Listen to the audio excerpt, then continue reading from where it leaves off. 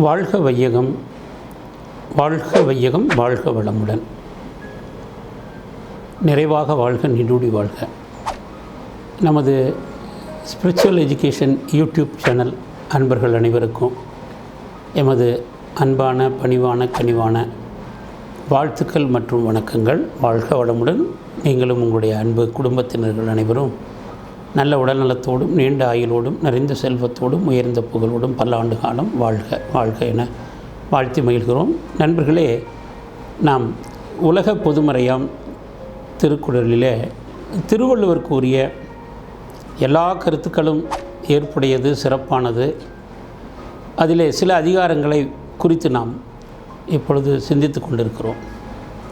இன்றைய வாழ்க்கையிலே மனிதன் தேடிக்கொண்டிருப்பது மன அமைதி, மன மகிழ்ச்சி, மன நிறைவு. இந்த மூன்றையும் மையமாக வைத்துத்தான் மனித வாழ்க்கையை ஓடிக்கொண்டிருக்கிறது.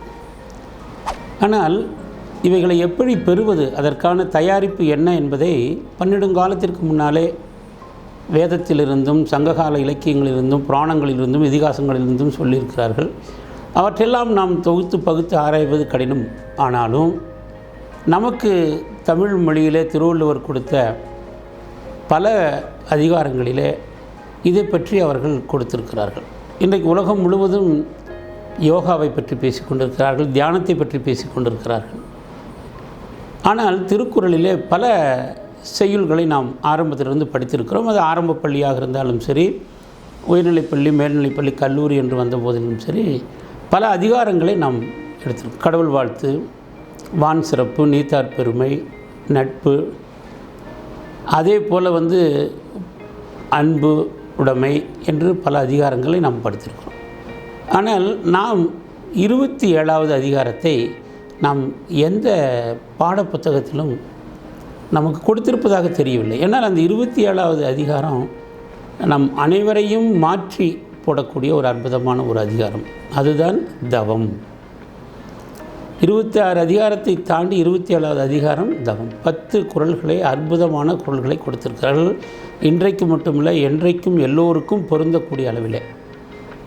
இன்றைக்கு ஏன் தியானம் செய்ய வேண்டும், தியானத்தினுடைய நன்மைகள் என்ன, எல்லோரும் தியானத்தில் ஈடுபட வேண்டும் என்று எல்லோரும் சொல்லிக் கொண்டிருக்கிறார்கள். உலகம் முழுவதும் இந்த தியானம் என்கிற ஒரு சொல், ஆங்கிலத்தில் மெடிடேஷன் என்று சொல்லக்கூடிய அந்த சொல் பிரபலமாகிக் கொண்டிருக்கிறது. இந்த தியானம் என்பது ஒரு மருந்து. எது உடலுக்கு மட்டுமல்ல, மனதிற்கும். உடல் மற்றும் மனதிற்கு மட்டுமல்ல, உங்களுடைய உயிர் சக்திக்கும் அதுதான் மருந்து. இது மட்டுமல்ல, உடல், மனம், உயிரை தாண்டி உங்களுக்கு இருக்கக்கூடிய ஆன்மாவுக்கும் அதுவே மருந்து.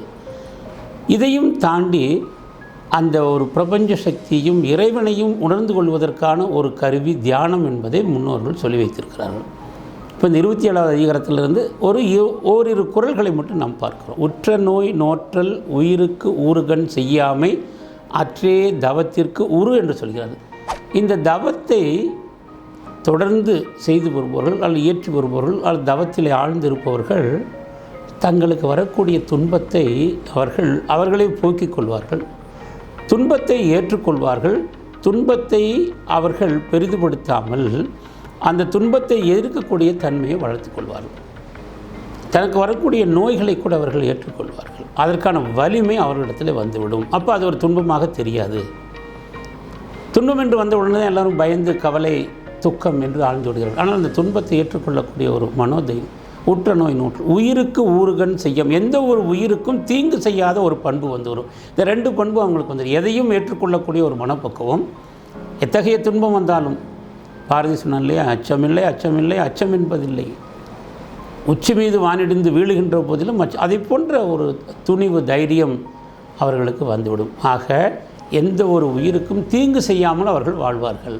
இந்த 2 முக்கியமான பண்புகள் தவத்தை பெற்றவர்களுக்கு என்று வள்ளுவர் பெருமான் சொல்கிறார். இந்த 265வது குறளில் வேண்டிய வேண்டியாங்கு எய்தலால் செய்தவம் ஈண்டு முயலப்படும் என்று வள்ளுவர் பெருமான் சொல்கிறார். நீங்கள் வேண்டியதை வேண்டியவாறு செய்வதற்கு, வேண்டியாங்கு எய்தலால் பெறுவதற்கு செய்தவம், தவம் செய்யுங்கள். ஈண்டு முயலப்படும், முயற்சியோடு செய்யணும். ஒரு நாளைக்கு தவம் பண்ணுறது, 2 நாளைக்கு விட்டுறது, அல்லது 10 நாளைக்கு விட்டுறதெல்லாம் இல்லை. முயற்சியோடு கூடிய தவம், முயல் தவம் என்று சொல்லுவார். திருமூலர் கூட அதைத்தான் சொல்வார். பின்ன நின்று என்னை பிறவி பெறுவது முன்னை நன்றாக முயல் தவம் செய்கிறேன். முன்கூட்டியே இளமை பருவத்திலேயே முயற்சியோடு கூடிய தவத்தை செய்தால் எல்லா பலன்களும் நமக்கு வரும் என்று திருமூலர். அதை இந்த இடத்துல அவர் சொல்கிறார், நீங்கள் எது தேவையோ அதை பெறுவதற்கு தவம் செய்யுங்கள் என்று வள்ளுவ பெருமான் சுருக்கமாக சொல்கிறார். இதே தான் பாரதி சொல்கிறார், செய்க தவம் செய்க தவம் நெஞ்சே செய்க தவம் செய்தால் எய்த விரும்பியதை எய்தலாம். எவ்வளவு சுருக்கமாக பாரதியார் சொல்லியிருக்கார். இதை பல்லாயிரம் ஆண்டுகளுக்கு முன்னாலே திருவள்ளுவர் சொல்லிவிட்டிருக்கார். 269வது குறளில் கூற்றம் குதித்தலும் கைகூடும் நோற்றலின் ஆற்றல் தலைப்பட்டவருக்கு. நோற்றல் என்று சொன்னால் தவத்தினுடைய வலிமை யாருக்கு இருக்கிறதோ அப்படி கூற்றம் குதித்தலும் கைகூடும். கூற்றுவன் என்று சொன்னால் யமன், காலன், அந்த காலத்தோடு அந்த உயிரை எடுப்பவன் என்று சொல்வார்கள். ஆக அந்த கூற்றுவன் வரும்போது கூட உங்களிடத்திலே நீங்கள் அவனை கட்டி போட முடியும். கூற்றம் குதித்தலும் கைகூடும் நோற்றலின் ஆற்றல். இது திருவள்ளுவர் அப்போவே சொல்லியிருக்கிறார். உங்களுக்கு என்றைக்கு தவத்தினுடைய வலிமை அதிகமாகி கொண்டிருக்கிறதோ அப்பொழுது உங்களுடைய உடல் தன்மை ஆன்மா எல்லாமே மாறிவிடும். அந்த யமன் கூட உங்களிடத்திலே வரமாட்டான். அப்போ நீண்ட காலம் வாழ முடியும், ஒரு மரணமில்லாத ஒரு பெருவாழ்வை வாழ முடியும் என்று சொன்னால் உங்களுடைய லட்சியத்தை அடைவதற்கு நமக்கு நீண்ட காலம் தேவைப்படுகிறது. நோயின்றி வாழ வேண்டியதாக இருக்குது. ஆக உடலை வலிமையாக வைத்துக் கொள்வதற்கும் மனதை மனோசக்தியை உயர்த்தி மனோபலத்தை அதிகப்படுத்தி தன்னம்பிக்கையோடு வாழ்வதற்கும் ஜீவசக்தியை உயிர் சக்தியை உங்களுடைய உடலில் நீண்ட காலம் வைத்துக் கொள்வதற்கும் உங்களுடைய ஆன்மாவை தூய்மைப்படுத்திக் கொள்வதற்கும் ஒரு அற்புதமான பயிற்சி தவப்பயிற்சி. இதை வேதாத்திரி மகரிஷி போன்றவர்கள் எல்லோருமே அகத்தவம் என்று சொல்லியிருக்கிறார்கள்.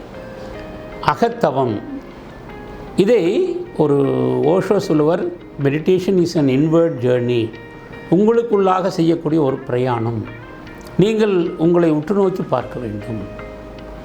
இந்த ஆன்மா என்பது என்ன, உயிர் என்பது என்ன, மனம் என்பது என்ன, உடல் என்பது என்ன, இந்த ஆய்வுகளுக்கெல்லாம் உங்களை உட்படுத்த வேண்டும்.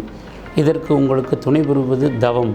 இந்த தவத்தை நீங்கள் முறையாக ஒரு குருவின் ஒரு அருளாசியோடு குருவின் துணையோடு நீங்கள் செய்வதன் மூலம் நீங்கள் வாழ்க்கையில் எல்லாவற்றையும் அடைய முடியும்.